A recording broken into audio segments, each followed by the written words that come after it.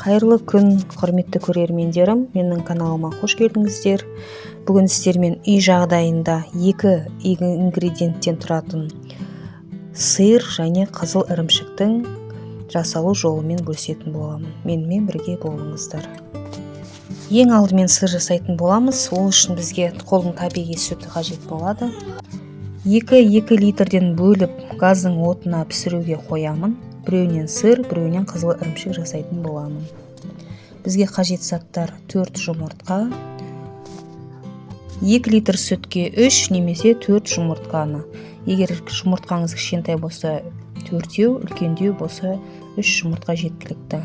Егер де сүтіңіз 2 литрден көбірек болса, ингредиенттерін 2 есе көбейте бересіздер. Мен қазір 2 литрді сүтке жасайтын боламын.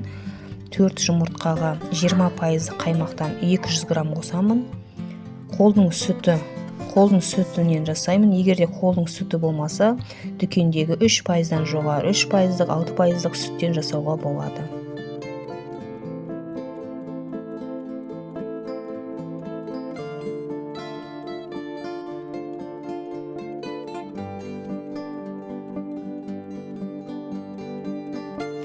Жарты шай қасық тұз қосып, жақсылап барлығын араластырамыз. Тұзымызды сүтке қосуға болады, немесе осы жұмыртқамызға қосуға болады. Жақсылап араластырамыз. Жақсылап араластырып, сүтіміз пісуге, қайнауға 1-2 минут қалған кезде осы араласқан жұмыртқа мен қаймағымызды сүтімізге құямыз. Болдық. Енді ірімшік болғанша, сүтіміз ірімшік болғанша 5 минутты қайнататын боламыз. Ар жағында сүтімізге қызыл ірімшік жасаймыз. Ол сүтіміз қайнауға дейін жеткіземіз. Қайнауға 1-2 минут қалғанда 2 литр сүтімізге 200 грамм айран қосатын боламыз. Арғы сүтке 200 грамм айран қостым. Оны жақсылап араластырамыз.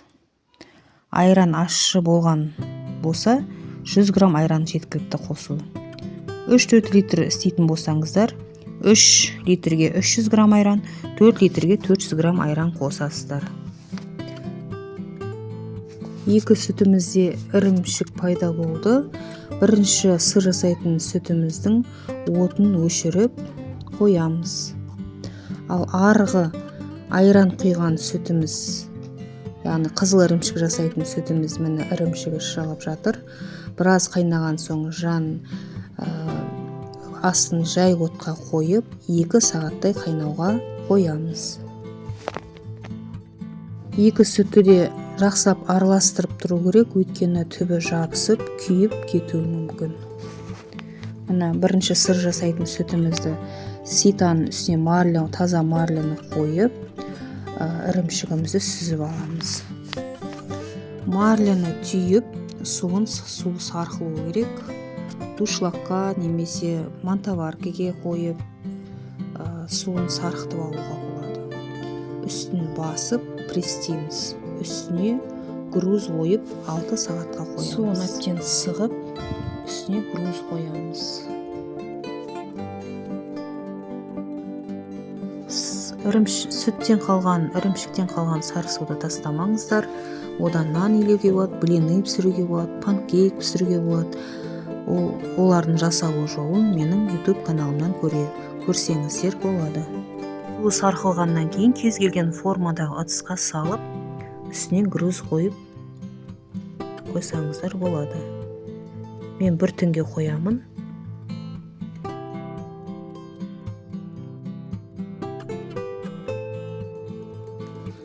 Қызыл ірімшігіміз баяу отта қайнап тұр. Бетін жауып 2 сағатқа қайнатамыз. Егер де сіздерде осындай сары су бөлінбей жатса, үстіне тағы да айран қосып жерсеңіздер, міндетті түрде еритін болады. Менің каналымда көптеген пайдалы рецепттер бар.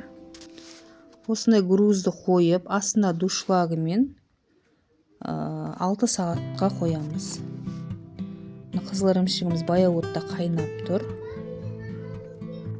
2 сағаттан соң кішкене қоңыр сары түске ене бастайды. Осы кезде дәміне қарай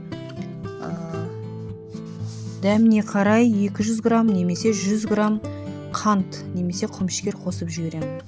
жақсылап араластырып, тағы да қақпағын жауып 2 сағатқа қалдырамын. 2 сағаттан соң міне ірімшігіміз дайын. Дәл осындай қып-қызыл болып шықты. Енді ситадан өткізіп аламыз. Ситадан дәл сыр сияқты ситаның үстіне марлы қойып сүзіп аламыз. Суын сарғытып аламыз. Сырымыз дайын, қызыл ірімшігіміз де дайын. Егерде сіз сырды қызыл ірімшігіңіз дәл осы сыр сияқты болғанын қаласаңыз, дәл сыр сияқты марлымен түйіп 5-6 сағатқа үстіне груз қойып бір форманың ішіне салсаңыз, дәл осындай сыр сияқты болады. Видео ұнаса, лайк басып, комментарий қалып, каналыма тіркелуді ұмытпаңыздар. Келесі кездескенше аман сау болыңыздар.